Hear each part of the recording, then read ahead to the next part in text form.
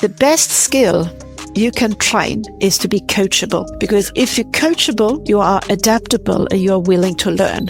You belong to a generation that what you learn today, you will have to unlearn in the next 3 years. So stay coachable. And within being coachable is to build living in a world when I don't know what kind of job I have in the next 3 years. That is the skill we need to train nowadays. I want to remove the whole position thing, way up and down, to make some sort of career that goes in that direction or even down. Is important sometimes to acquire new skills so you are attractive in the future.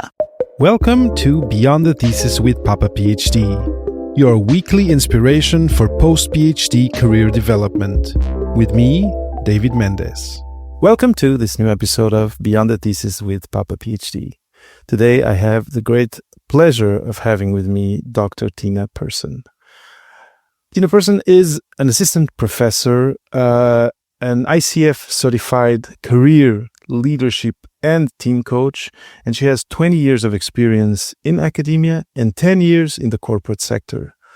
As CEO of Passage to Pro, a global educational and coaching company, Tina provides career coaching, leadership training, and team development for professionals in a fast-paced, AI-driven world where innovation is a future skill. Tina, welcome to Beyond the Thesis with Papa PhD. I've known of you for a long time, and I'm super happy that we connected and that we can be here today talking at the Papa PhD microphone. I'm so happy to be here as well and discussing with you, David, because I have known you for many, many years as well while I was running my podcast, PhD Career Stories. So Papa PhD was one of those podcasts that we actually we're following. So I'm honored to be here. Yeah, well, it's mutual. Same thing here. So Tina, can you share a little bit more with the audience about, who you are, what motivates you to do what you do, what motivated you to run the podcast PhD Career Stories for all that time, all those years that you did, and also tell us a little bit about your current project. So maybe start with your path through academia. Yeah, my path is now many years ago, but I never really planned to stay in academia. I just happened to end up in academia, as I think many PhDs and postdocs do. I had a dream also sort of what the professorship was. So I could see the big professors on stage and they were performing, discussing science. And it seems to be a job where you can travel and meet a lot of people. So I very early on was hijacked, I usually say, to become a PhD. It was my supervisor when I was doing my master's studies that wanted me to start a PhD in organic chemistry. So, and in those days, it wasn't a position. You started and then after a while you could close your PhD, which I did successfully. I was a good organic chemist, no doubt about it. And it was my supervisor, actually, that said to me that, have you thought about doing a postdoc? And David, I didn't know what it was. My parents, they are not academic. I didn't come from an academic family. So I thought, okay, a postdoc, but what is that? I said, well, you can go abroad to a lab. And I thought, yeah, go abroad. I like to do that. So I went to Germany and to the Max Planck and entered the RNA world. It was really, really in the infant of the RNA world, where maybe they globally were 300 scientists. And I started to study catalytic RNA. And that was an amazing time. It was tough. It was hard, as it is. But looking back, a great time.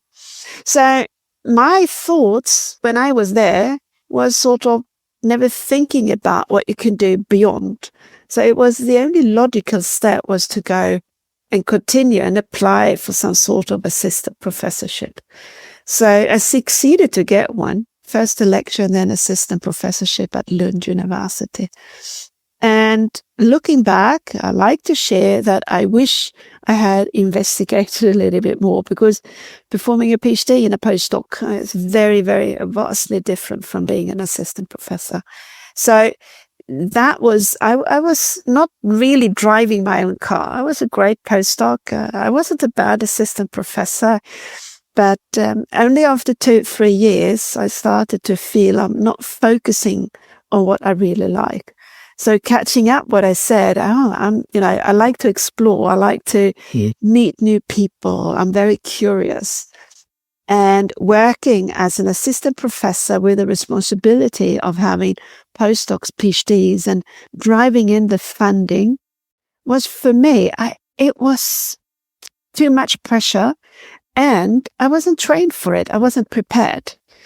And I was doing the wrong things that didn't give me energize. And I was sitting writing fund applications, looking for money. It was a lot about understanding the broader and wider ecosystem. You need actually to have a plan when you're a young researcher. It's just not to start. You have to be very careful who you recruit and who you network with, and connections and mentorship and collaborations. I didn't get it. So after only 3 years, I took a decision. I'm going to take my docentur, it's a title in Sweden, after professor, and then I'm going to leave. And I didn't tell anyone, but when there was 1 year left, I organized a conference. I told my PhDs and postdoc, this is it. This is it. I will leave. And I couldn't have imagined, David, it was going to be so difficult, but that is what I did. I took a sharp leave from the academic. That's the beginning. So that is my story, how I ended in academia. Mm-hmm. But I was also very naive, thinking that I will be attractive. It's going to be easy to get a job. And it wasn't. Yeah. It wasn't. So from that struggle I faced is all my inspiration to the podcast, PhD Career Stories, and the frameworks I have developed, and sort of the motivation I have to keep up fighting, helping postdocs and PhDs. Amazing. Well, I think, it's a story that certainly resonates with me, and why I started Papa PhD at the time. It's just you took it, further in your academic career than I did. I pivoted way earlier, just after the PhD. Well, it is what it is, right? You and what you did also informs what you do today. So you just mentioned thinking, I have this career that was productive, that was rich, and that you were proud of, and you felt that you were going to be naturally attractive to employers out there. And then you hit that kind of cold, wall of, it's a wall, right? Of ignorance of what a PhD is, et cetera, et cetera. Can you talk a little bit about, an example maybe, or reflections on what the issues were that were blocking you at that time, that you ended up needing to learn and work around maybe? And then also maybe share some insights on how you were able to navigate that, and to become attractive after some work. Yeah, that's it's a very good question, because I still remember, because this is also something that affected me a lot. It took me many years to change my mindset. I usually tell my clients, and I try to remind myself, this is a mindset shift you have to go through. So when you stay in academia, I tend to say the longer you stay, the harder it is. And it's not about your technical skills, it's about your mindset. So my mindset when I was in academia was, I am attractive. I am in the forefront. I was already 95 to 2000, 2005, collaborating with people in the RNA world. I was in the community with Jennifer Doudna, Nobel Prizes. So for me, I was already in, and I had all these visions, So I was not in line with what the surrounding biotech companies and pharmaceuticals were. They were not interested in RNA. There's, by the way, a very good documentary in Germany, Arte. So unfortunately not in Canada and United States, but Arte in Germany. If you listen here, check that one, because it describes that in those days it was about DNA and proteins. So when I wrote my resume and I started to apply. Firstly, I looked from my perspective what I thought they need. Yeah, this is what you need. This is what's going to be great in the future. Companies look on the other side. They say, this is what we need now. So you, Tina, you have to help us what you can do for us. And honestly, I didn't understand the question from the beginning. Yeah, I just said, yeah, but that is, you need me because of. So I was on the wrong level, mindset, if I put it that way. So it took me quite a while to start to figure out that we spoke different languages, different expectations. And my level was the research, looking at the research. Companies, they are interested in me. Tina, what do you want? What kind of position? What do you want to do in the company? Is it sales, marketing, regulatory, compliance? Where do you fit in? Where do you have your drives? That was not on my agenda at all, David. I said, well, give me a job and I do it. That was basically, just tell me what to do, I do it, okay? So that was the wrong mindset I had. What helped me, though, was that my parents are in sales, or were in sales. They are retired now for many years. So they never understood me either. So we had these arguments at home.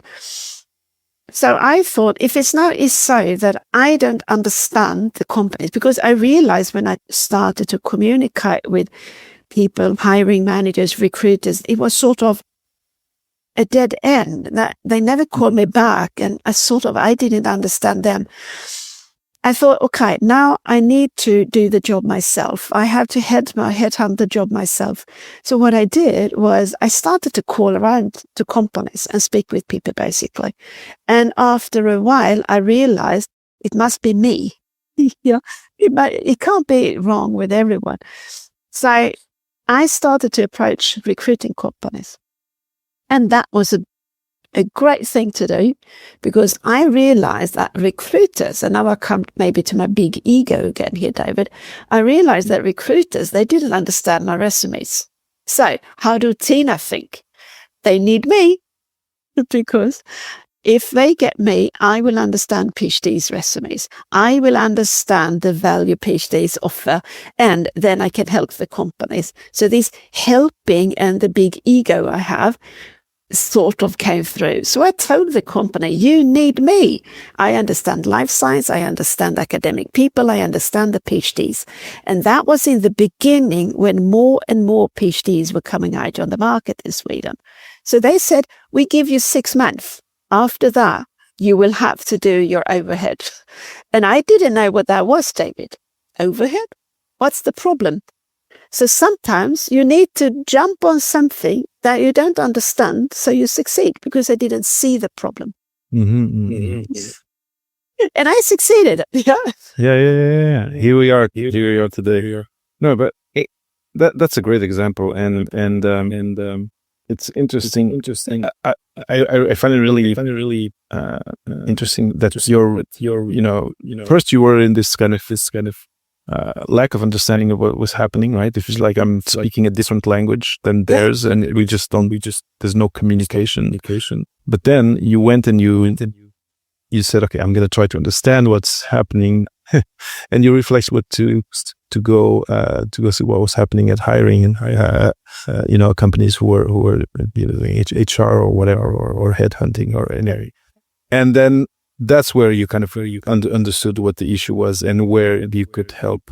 And so was that your first kind of career move after leaving? That was my first career move, and that the story doesn't end there. It was my shift into the corporate, and it was a huge shift, because it was going from academia to the corporate in recruiting. It's completely different perspectives when it comes to looking at money. So for me, it was a shock when I started, and and I had to sort of be part of a team. And I had a young manager, and he said, Tina, you are different. You are different.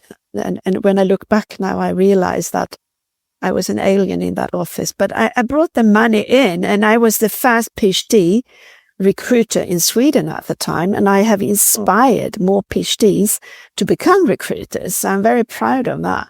But after that, I got the other perspective I like to share. That was another learning. Everything in life has a purpose. It has a meaning.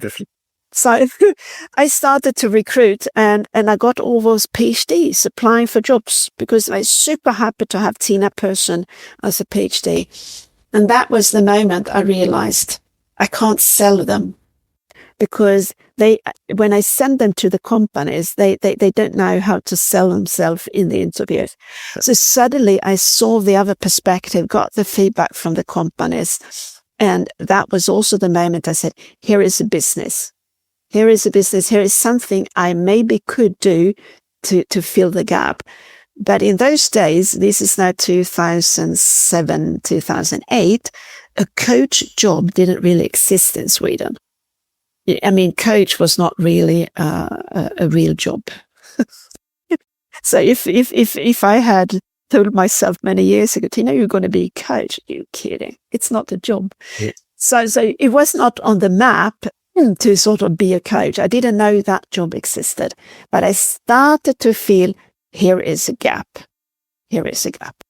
Mm-hmm. Okay, super interesting. And well, one thing, just because you kind of you said something that got me curious, and then you didn't close the loop.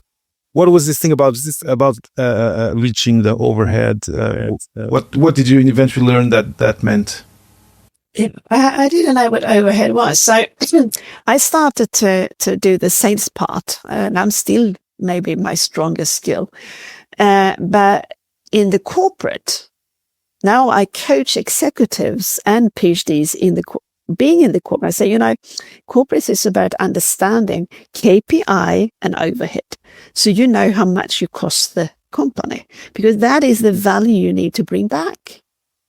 And I didn't really get it. So when I started to recruit, my manager said, Tina, you need to get at least 10K in every month to cover your cost.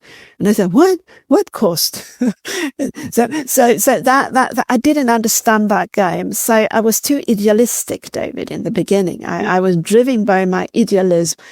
So put it straight, after some years in the recruitment in 2009 coming, I had a hard time to work so strategically smart and clever that I should have done because I was too idealistic. And that is also the reason why I left the recruitment and consultancy business, because you must like the money part and the culture and not be the idealistic person behind it. But to be honest, I wouldn't be able to drive my company today unless I had that experience. Yeah, no, it makes total sense. Yeah. And it's coming out of academia, there's so much you need to learn that you need to have, you can't be just like, download from, a higher intelligence, all this knowledge that people have worked years to get, right? You need to either go learn it formally, or be within an organization where you learn it, and then you can take it as your own and do what you do, which is what you did. And this is, a reason why I say, why don't you take an MBA? So you learn the language, so you can speak the language of the corporate, basically. Yeah, no, for sure. And I know, and a lot of people do. I've known people with PhDs who've gone that path, and often they want to, they're in the startup or venture capital domain, etc. So it really brings them a whole layer of knowledge that we really don't bring from academia, and that's really key in these domains. It's key in this domain in order to be successful. You can get the job, but to be promoted in the future, you have to understand the corporate game, if I put it that way. Yeah, excellent. Now, you were talking about leaving recruitment, but just before that, you were talking about something that I know and that is people coming straight out of academia, straight out of graduate school. Not, we can't generalize, but very often and mostly they have trouble selling their profile, positioning themselves in front of an employer that's not academic. And you noticed that, you were talking with these people, everything was great, and then you would send them, and things wouldn't materialize. And I'm sure people who are watching, who are listening, maybe already have gone to these types of interview that doesn't work, and again, like kind of like this disconnect where you think you're a great candidate, and then the person in front of you really doesn't see it, right? Do you have, after all these years and all these interviews, do you have some main like points of weakness that we bring out of academia that then you are thriving to solve and to work on with the people you coach, with the people you work with? This is what my career coaching always is sort of, I try to reach into. It is connected to the mindset, empathy, to see, from the company perspective, put yourself in the other person's shoe, and then translate the skills. So what happened is that if I understand, let's say I'm going to recruit you, David, and I see your potential, it doesn't help that I see the potential. I need to train you to go to the interview. And that is so I make sure, one and all, that you do understand the job. So by reading it, you actually understand what the job is about. So what you're going to do, as I say, on daily basis, from, you come there and you leave. That's one. Number two, that you truly understand it's teamwork nowadays in companies. You work in teams very closely. So it's not all about you. It's about you in a team, and you must bring a value to the team. And that you're going to have managers, maybe even two managers. You need to bring a value to the managers as well. Some PhDs have said, I don't like my manager. They start to work against the manager. I said, that's not very smart. You have to work so there's a value both for team and manager. So you need to bring the value in. There are very critical factors. And that you need to see what makes me unique. That is basically the same thing, how I tailor my skills to the job ad. Many people today use ChatGPT, so I'm going to provide some risks when you do that. Yeah. And that is, you take your resume, you take the job ad, and you rewrite it. That's very good. It's just that I can read it. But not only that, then ChatGPT take over and put the industry jargon in your resume, but you don't really understand what it means. To take a simple example can be stakeholder compliance. And I say, okay, what stakeholders did you have and how did you work in academia? And then you truly don't know what a stakeholder is. That's not smart. You don't need to use that terminology, but you need to understand if you talk stakeholder in industry, it means this in academia. So that is how you actively actually translate it, not to just copy paste. So when I interviewed people and when I interviewed people, I knew very quickly by asking 3 questions on the phone if this person was job ready or not. I know exactly when I'm coaching my client. And I always tell them, okay, you have a job within 4 weeks. Well, how do you know that? You're ready. You're ready. Your mindset is right and you understand. And the feedback I like to share with you was one of my recent clients from Ukraine. And he called back because he was so happy. Oh, I had an interview. And during the interview, do you know what happened? No, I understood. Tina, now I understand you. And I said, okay, then you will get the job. And I was so happy. They probably saw it because suddenly I just understood what you meant and what you said. So this is, to understand that, okay, you don't have to be perfect in an interview. It's okay. I don't know what the stakeholder is. Could you please express for me what it is? Of course. And yeah, I've done that too, but I did it in this way. So it's about building trust that you understand. That's it. And so what would be, let's say, you're talking with someone on the phone. What answer or answers tell you, oh, this person is not ready? And what answer or answers tell you, oh, this person has a job in 4 weeks? This is a tricky one for me to express. But, I could ask a simple question. Yeah, I'll give an example. Very simple question. If I noticed that you applied for a job here. Yeah. Bad example is, of course, when I say you apply for a job as a project manager here, and I'm wondering if you're still interested. Okay, which job? You don't keep track on the applications, which I can understand. So that could be okay, but please remind yourself time to time. But then I ask, so why did you apply? It's very simple, easy question. Why did you apply for this specific job and this company?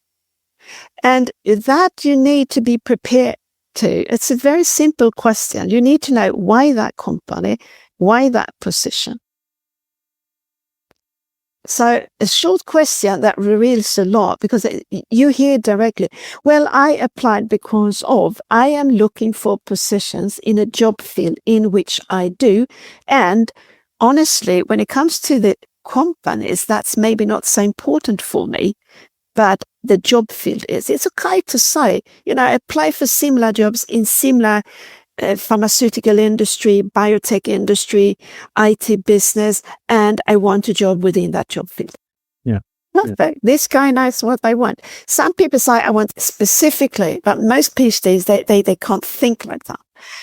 That answer, very few can spot on unless they have practiced and trained. The answer becomes too long, too fluffy, too weird. Mm-hmm. Yeah. And so that's super interesting, and it makes total sense.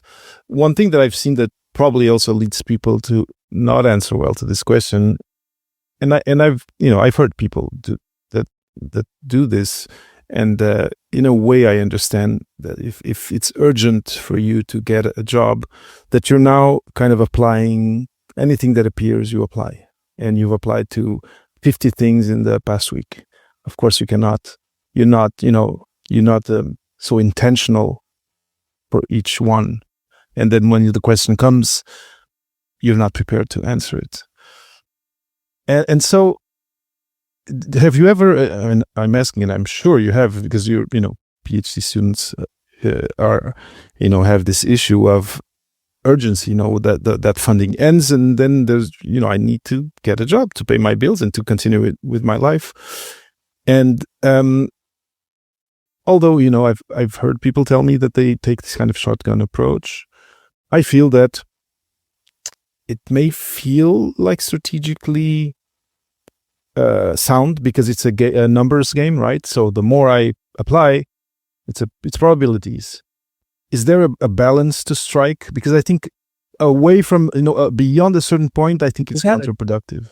Yeah, it's counterproductive. So, yeah, I think there's a balance. And this is a very relevant question, because it depends where you are living. And this is also what I tell my client. Where are you applying? And let's say, let's take where I live, Copenhagen metropolitan. Then it seems to be a big region, but it's not. So if you're sending out 200 applications, people most likely know who you are. So you're going to send maybe 20, 30 applications to Novo Nordisk, and then you send it to some other company. They have application tracking systems. So I had been working for Novo Nordisk as an external recruiter, and I could see people applying to all sorts of jobs. So what I then checked was, of course, is there any sort of strategy behind it, or is it just showing that it's completely different job fields? Because that shows that they actually don't know. Then it's better to call back and say, I see you have many job positions. I have a hard time to see where I fit in, but if I like this and I get, all of that stuff, what would fit me? They know that. Companies, they know that. So they say, apply for those. That fits you.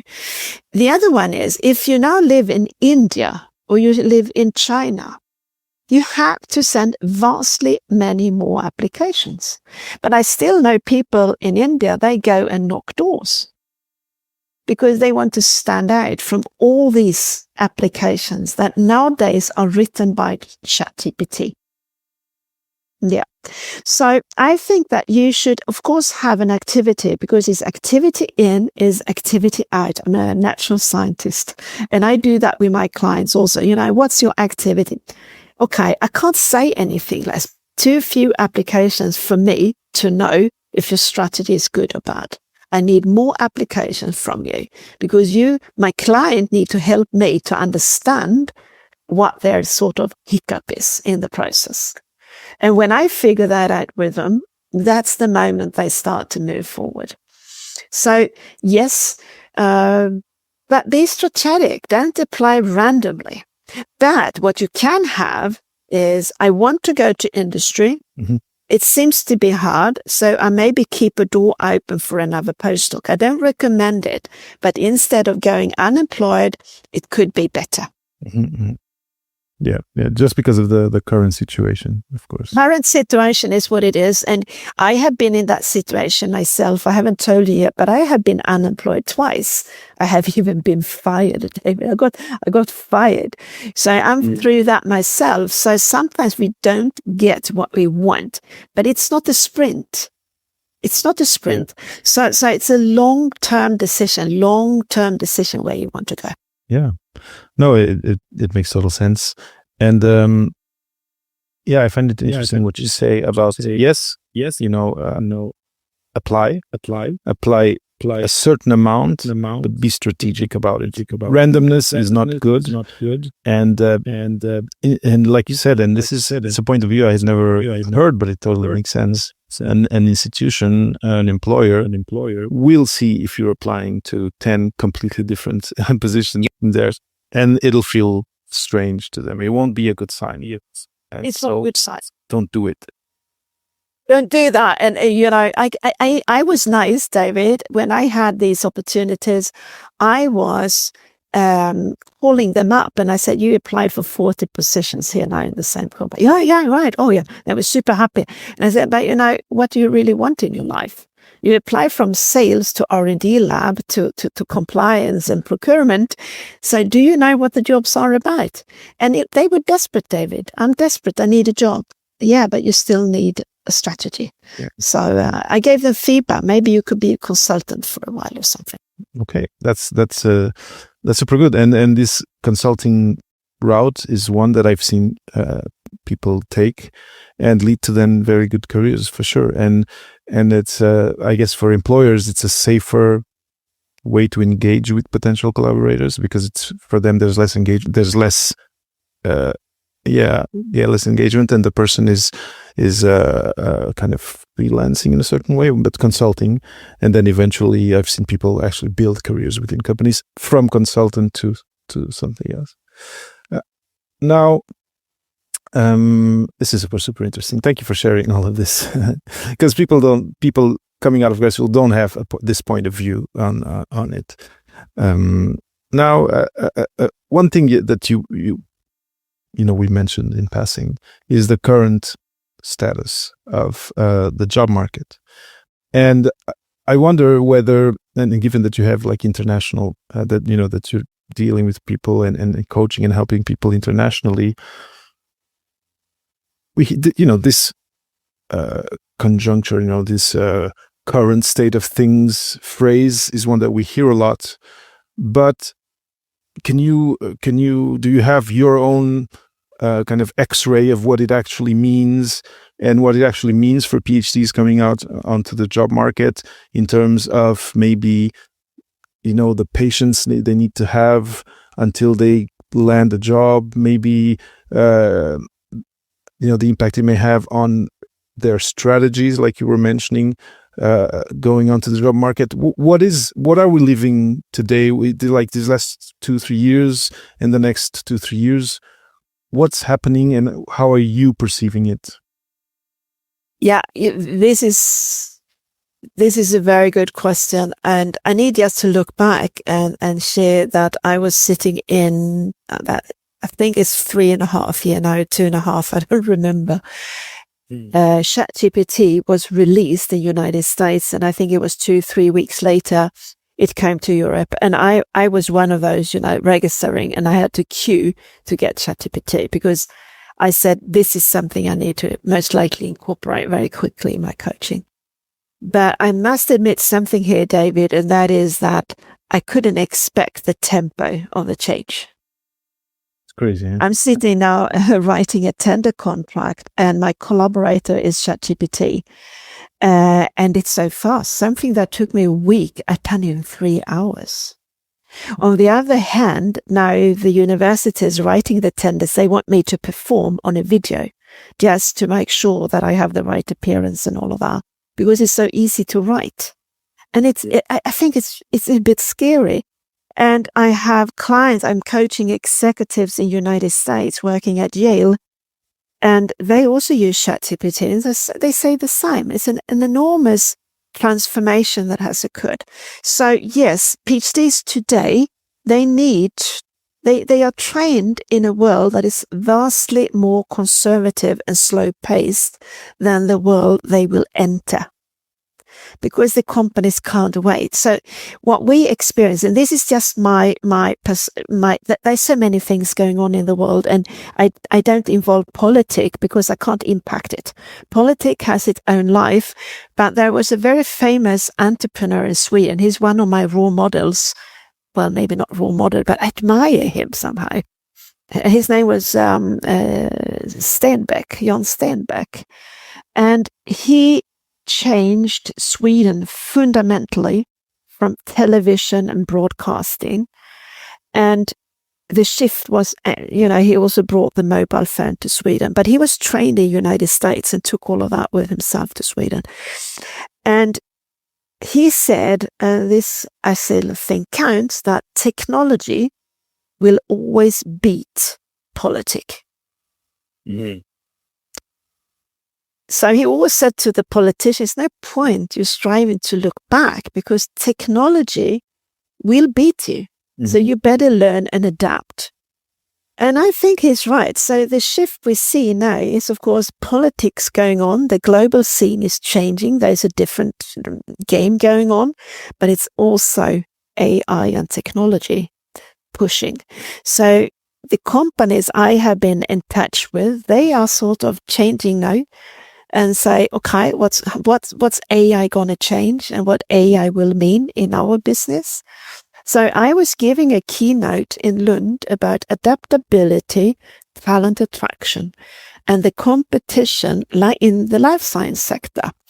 So I said, I think you need to think in a new way, because many PhDs and postdocs, if you look in the Western world, and United States and you in Canada, we sort of go together, even though it seems that we don't. But the people are traveling back and forth. The PhDs do, the postdocs do. They don't want to change that because they are metropolitans. So companies, they need to adjust to that and have teams that are remote or blend. So the leadership style need to change. The teamwork need to change. The platforms they work with will have to change. At the same time, you have the people in the lab, and they can't work remote. Nope.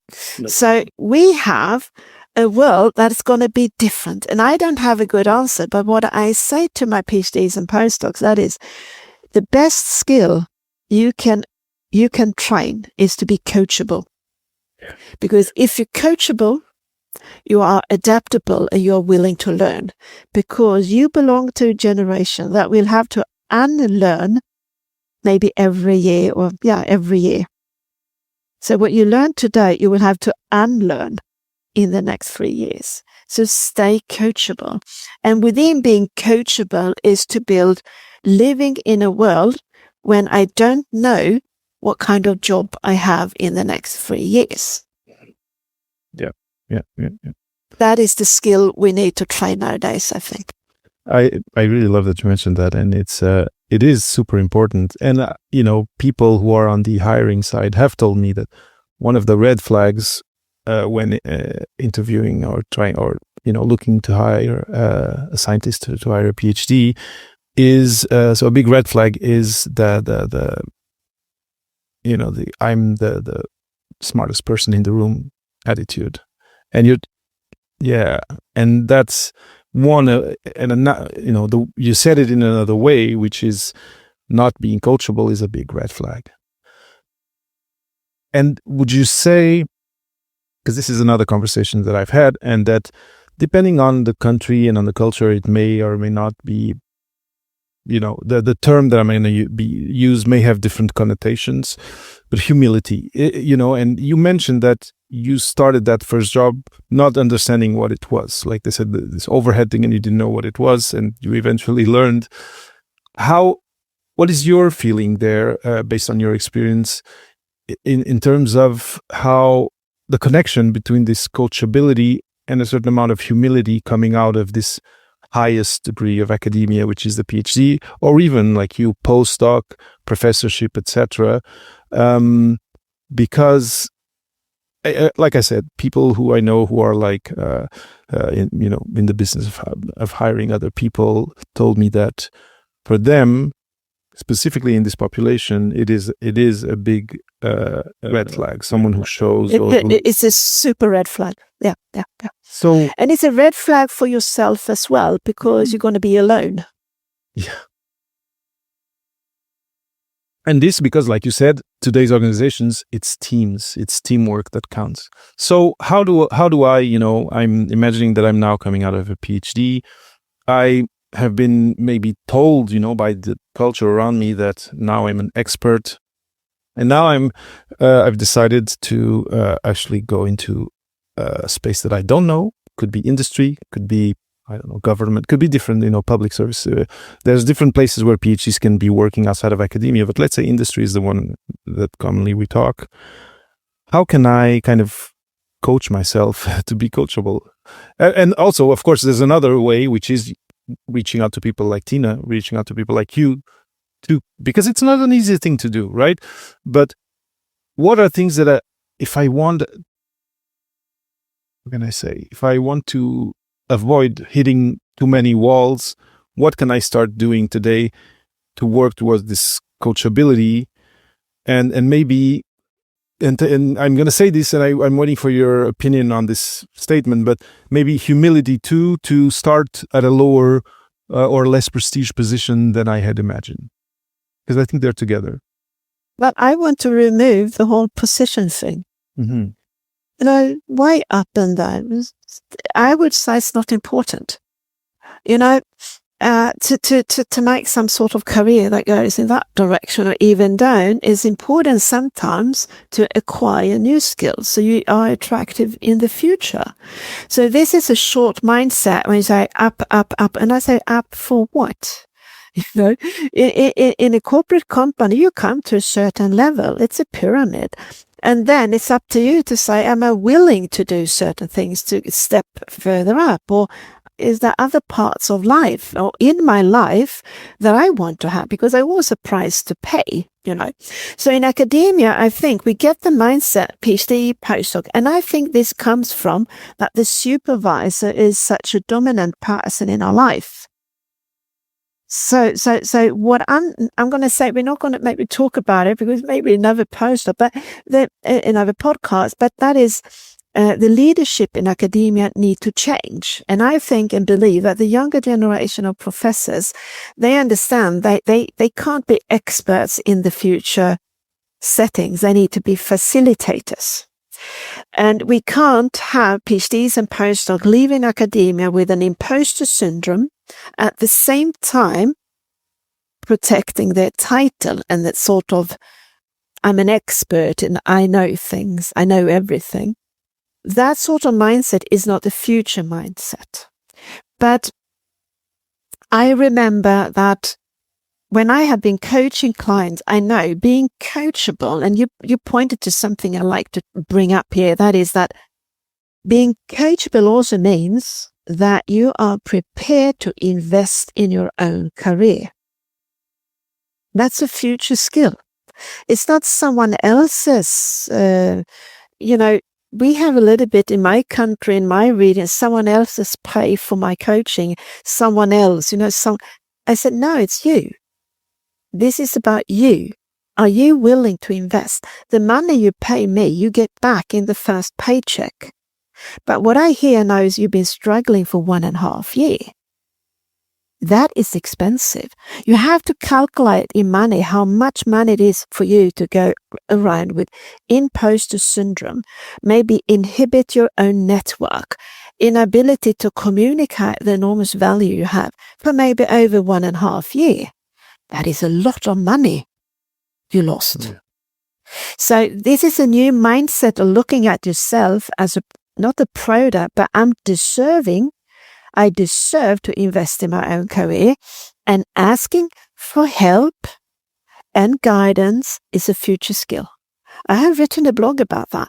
Asking for help so you become coachable. Yeah. Well, that's a future skill. I love it. And it's definitely true. And there's a logical path, within the PhD, for example, to interiorize that, I must depend only on myself. And, if not, I'm not doing the right thing, and I'm not playing the right game. And this this individualism is, it's true to a certain extent, but asking for help is key throughout life in different things, including your career skills, etc. I love it. And please do. And you know what? I'm going to take this moment here to ask you to share with me, not this link, which is probably a long URL, but I'm going to tell the audience that these things that Tina is mentioning will be in the show notes. So this article, this blog post that you mentioned, you'll share with me later the URL so I can share it there. But if people are, who are watching or listening, are things you're saying are resonating with them, they want to know more about what you offer, what you do. I know there's a book that you've published too. Can you share with the audience, with the people or with the listeners, how to reach out to you, how to find your work, and your book too? Yeah, absolutely. One of the books I have behind me here, that's the PhD Career Coaching Guide. Awesome guide. Coaching Guide. That was the first book I wrote myself. And the next book, where there is a launch, the 16th of June. So hopefully, it's soon, 10 days to go. It's it's Royal Chemical Society in London, and I'm the editor of the book. So I have invited really good career coaches and advisors with hands-on experience. So it's a full comprehensive guide. So I will for sure, you can pre-order it, but otherwise wait till it's launched. And you will find information on my channels. You find me on my webpage, passagetopro.com. You can send me a mail directly. That is tina@passagetopro.com. And of course, follow me. Don't forget to subscribe on my newsletter. You don't miss anything if you subscribe to my newsletter, which you find on my webpage, and then Facebook and LinkedIn.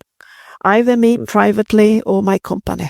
That's how you contact me. And I'll just tell for people watching or listening, Passage to Pro, the 2 is a number 2. It's the number 2, yeah. I love it. Very good. I just thought it was the right moment to do that. And also we're slowly going towards the end of the interview. But do reach out to Tina or to me on LinkedIn. We are there, active, responsive, and it would be very pleased to have any comments or just any feedback on this conversation. And it's really easy to find us there. So we've talked about how, and you've made a clear point on how, from your point of view, technology is kind of a driver of change in how we navigate our careers from now on. And that AI is a big part of that. And I'm curious to know how have you seen, and you've mentioned some things even in your work, how you're using it and how it's changed, how you're able to perform some tasks and reach some goals. But for people who are out there in graduate school or in a postdoc, not specifically working on AI, although some listeners might be doing their research work on that, but there's a lot of, because of all the academic preoccupation about plagiarism, etc. There's a lot of that type of content out there when you search like academia AI. But here it feels to me like it's another point. It's another point of view. It's another angle based on what you said that we should that we should take when considering AI as young scientists that are either going to stay in academia or not? And I wonder whether, and probably after editing this book that's coming out, you probably have very timely and very up-to-date ideas to share on that. How can we make AI our ally in this upcoming new way of building our careers? Yeah, I work together. I like to share how I could have a typical session. I use AI as an ally so we have three. It's like three persons in the room. It's me as a coach, the client, and AI. Mm-hmm. And one big part I play is to make sure the prompting is okay. And you will be surprised if you learn how I'm prompting. Because I always think like AI being a child of 12 years old with the world of information. So if I want, I can confirm everything that I already know. Or I use AI to help me to explore. But it all comes down to how I prompt. So what I learned when I gave a workshop now recently, I was in Germany. I used my career choice indicator based on Holland's theory. There I very quickly, get an idea of your priorities. Are you enterprising, maybe very artistic and creative in your job, As a computer guy, you most likely have a lot in hands-on as well.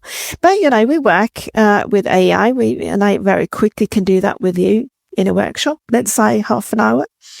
And then I'm prompting AI and you can get an idea of your profile. Then AI already know a little bit. And then I coach you, then I know a little bit. And then from there, we can take it to, now we have a start together here. And then I'm continue to feed, but I have my coach eye to make sure I don't confirm. Because, no, this was not, now you imagine here what I want to do. This is what I want, and this is, okay, thank you for the tip, AI say, and then we continue. So let's say now we have been having that sort of dialogue, which I had with my workshop group. We identify the job fields, and then we continue to prompt. But not only that, we can extract and get the skills, get idea of the LinkedIn profile, get the ideas of headliners. Remember, only ideas. Yeah. I never let the machine write anything for me, copy paste. It's ideas, exploring, broadening, exploring ideas. And then when you come for interviews, what the skill gaps here now he had to be aware of so that we can focus on that one. We can build up a full case study with you. And there we work together. But I have the eye on. And now I'm coming to something very critical that I have experienced with people coming to me using ChatGPT on their own. When you train for an interview, you shouldn't sound like a puppet. Yeah. Because you used ChatGPT and you wrote, what is the correct answer? And then you memorize this question. And then you memorize it, or you Google what it is. That is the wrong way of doing it. And this is not what I do with my client. This is where my value, I don't have to do a lot of this sort of basic coaching or easy coaching, as I call it. I can go much more into the hard coaching, the hard changes, where I can dig deeper in so you understand this question is about this. And if you go back to the Holland theory, you know yourself, this answer will reflect you, David. So we can go much deeper into it. That is how I use ChatGPT today. But this, it's sort of a facilitation together. So we are dancing, three of us in this dance here. And now I'm coming to the next one. ChatGPT, which is the AI I use, know me. I used ChatGPT for 3.5 years. I give it a lot of feedback. Yeah. So when I was prompting, the workshop people were sitting prompting. We got different answers, and it could be very tiny things that makes the difference. So it's not that straightforward to use it. You have to be careful. So scientists that come from academia, I would say they need to broaden up and learn to explore and not be the expert with AI. Then they end up in the wrong direction, or at least take the risk, because they still don't know enough about what they are. Let's say you need to know something about what you want in order to prompt in the right way. I don't know how to express it. This is a bit fluffy to express here, I feel, but yeah, no, I understand. So saying it in the way I'm understanding is you can't, open an AI platform for the first time, ask it for a question and expect it'll give you the answer that you then can use in the real world. You need to train it in a certain way. You need to work with it as a kind of a wingman or whatever, or a wingwoman on your side that you bounce ideas with. Never copy paste, and then with time it'll be of more and more value to you, because it will be trained to your needs, to your profile, etc. So would you say start playing with it today in a certain way? Yeah, you have to start playing today, but you also have to think about here I am a scientist, but in this dialogue I'm exploring. So it's actually two different mindsets you probably use ChatGPT for. So it's a complex thing, but I worked now for 3 years with my clients with ChatGPT, or as long as Chat has been on the market, and I can see that my support is getting more and more. And I say, to help to communicate with ChatGPT to get the most out of it. But the good news is, if you can chat with Chatty or any AI, you can chat with any key opinion leader in the industry. So you learn to communicate in general. Yeah. No, it's super, super interesting, and I think you're right that for now, like in the past 3 years, it's been a novelty, a curiosity, and now it's becoming a necessity. And so necessity. Yeah. I'd like to mention something we haven't touched into, David. I know you're interested here, and I think this is important that you said something, and I just thought about it. What we moved on, But that was sort of that. What's the mindset PhDs and postdoc needs to have now when they go to academia? It is sort of identify the unseen. So what they don't know comes around the corner. So if you're just walking a straight path with limiting beliefs and being an expert, you will not see the opportunities coming around the corner. So, and that is the unseen. And to catch something that is unseen, you need to have an open mind. Yes. The other thing is what I heard from my favorite coach here, Buddy, and he's from coaching.com, and now I forgot his name, but he will forgive me, I hope.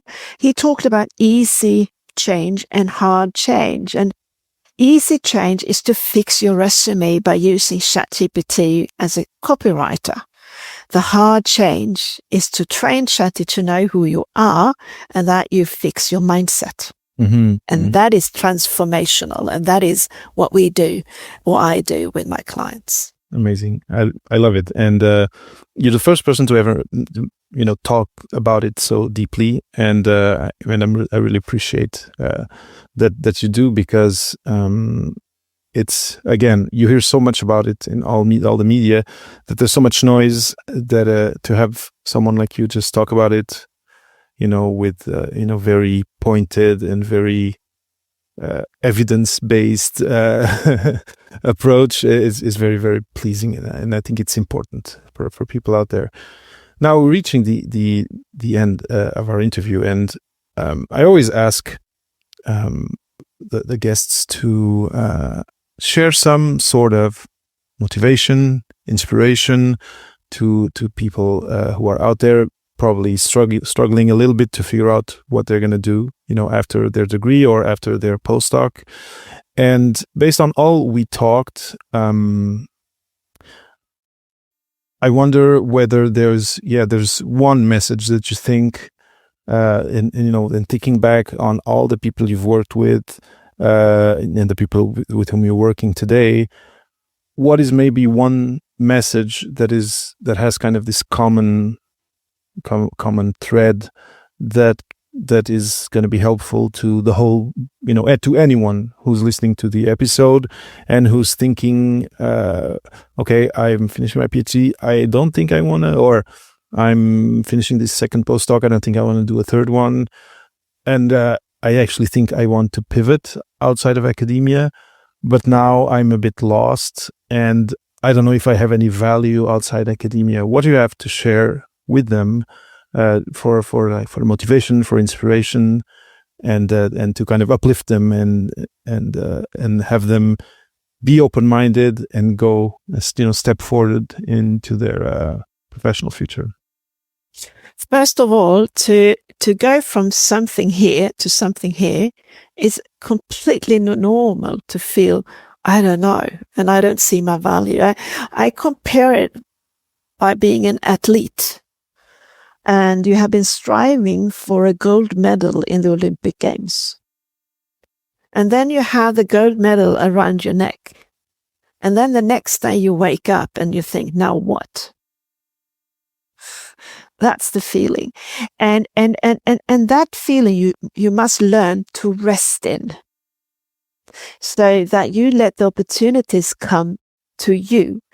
And they come to you if you just stand up every day, make your bed, get dressed, and do your job with help or without help, but that you do the day-to-day work, then the opportunity will come. And if you then realize, I can't do it on my own, ask for help. And also that a next step, and this is from me, I'm 60 years old, and looking back, I just wish, and I'm sharing something very personal, David, I wish I had put less pressure on my shoulders, being less unhappy with my jobs, and appreciated what I did much more. Because looking back, I didn't appreciate my sales job. I didn't appreciate my recruiter job because I was running around feeling like a failure, which I did in heart a little bit. And for what? Because without all those years in sales and marketing, I wouldn't have my network. I wouldn't have been able to run my company. It was just, I didn't know at the time I was going to start a company. So a dream can be changed and you can have many dreams. And in the future, it's going to be so different anyway. So you don't need to plan. Be happy with what you have. And then take another step. If you're not happy, it's okay. Yeah. Awesome. Yeah. It's a very important message. Thank you so much, Tina. Tina, this has been a great pleasure, and I think people who work with you are very lucky because you have such a great energy. Also, you have all this background. You're also very forward conscious. You're kind of helping people future-proof their career journey and using tools that are of today and of the future. So this has been great. I know that people listening or watching have been able to take a lot of gold nuggets from what you shared. So thank you so much for being here. I'm wishing you all the best for what you do. Again, go visit Passage to Pro to see more of what Tina does. Thank you for being here. And thank you for inviting me, David. It's been an absolute honor to be on your show. Thank you for listening to this new episode of Season 6 of Beyond the Thesis with Papa PhD. Have a question about this interview? Want to leave a comment about the podcast? Have someone you want to recommend to be interviewed? Go to speakpipe.com/papaphd and leave me a voice note. Just hit the big record button and leave me an up to 90-second message. I listen to all my messages and I consider all of them for feature on future episodes. speakpipe.com/papaphd. Hope to hear from you soon.